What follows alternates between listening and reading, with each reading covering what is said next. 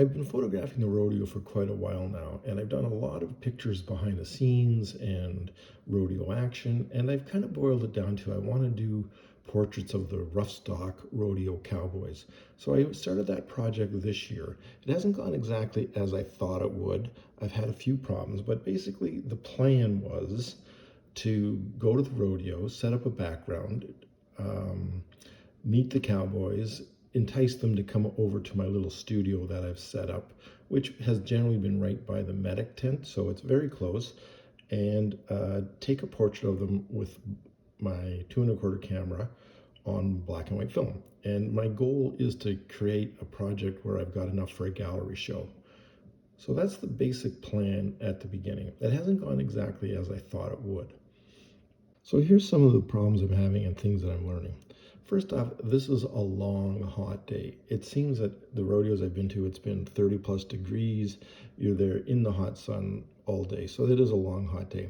The second problem is getting the cowboys to come over to get their portrait done. I wouldn't say they're shy, but they're basically a little bit shy. I generally approach what I would call the alpha cowboy first. So if I can get the main guy to come over, then the other guys seem to be okay with it and they kind of follow. Another problem you have, so shooting with a Rollei twin lens, if you've ever used one, they are slow to load. So when you've got 12 shots, maybe I'm doing 3 or 4 shots per cowboy, that's about it. And then you've got to switch rolls every 2 or 3 cowboys.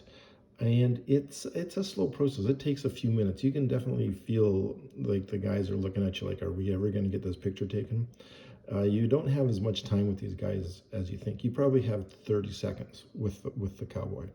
Anyway, so the loading of the film is a bit of a problem. And then the other big problem I've had, and this was evident the very first day, but I couldn't do anything about it, is my background is just one of those oval loops, and the sun would shine through it and create a shadow from the corral. So it's clamped onto the corral. Not maybe the best idea. It's very dusty, but it's clamped onto the corral, and as you can see in these shots, the shadow is coming right through it. Not what I wanted. So I did address that, but I couldn't address it at the very first day, so I addressed it for the second rodeo. And the other problem is the actual size of the background isn't as large as you would want, and that's created problems down the road. So this is my basic setup. Here's the shots that I've gotten, and we modified and changed and hopefully improved on week 2.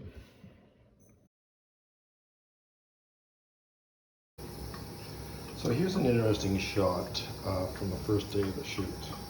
So this is interesting because it has no dodging, just some burning. So there is the straight print, 7 seconds, 5x7. And then I burnt it in. There was no dodging, but I burnt it in. So this is how I burnt it in. So up in the corners a bit, tried to grab a little bit of his hat down at the bottom. So just kind of like what I call a pump burn, just to get the edges darker. And then this is the final print. Now these are all work prints, so if I was making 8x10s or 11x14s for a gallery show, I probably would spend more time on it, but they're just work prints. I give one to him. I put one in the file, just to give me an idea of what it's going to look like. Anyways, this is what I would call the final print for a work print, with the 7-second exposure, and the burn and dodge was about another 10 seconds in total.